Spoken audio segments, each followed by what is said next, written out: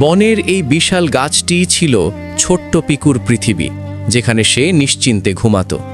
কিন্তু হঠাৎ একদিন দিগন্ত জুড়ে কালো ধোঁয়া আর যান্ত্রিক শব্দ তার সুখের ঘুমে ফাটল ধরালো।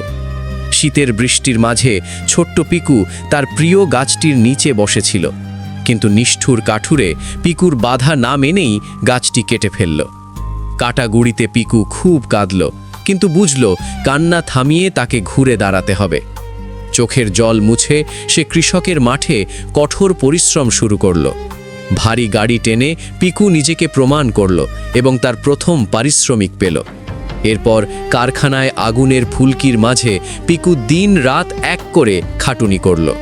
কষ্টার্জিত টাকা নিয়ে বাজারে গিয়ে খাবারের বদলে সে একটি চারা গাছ কিনল।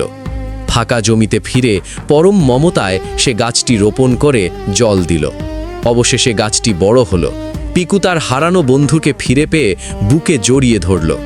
পিকুর ভালোবাসায় গাছটি শুধু ফিরেই এলো না, বরং শত শত পাখির নতুন আশ্রয় হয়ে উঠল।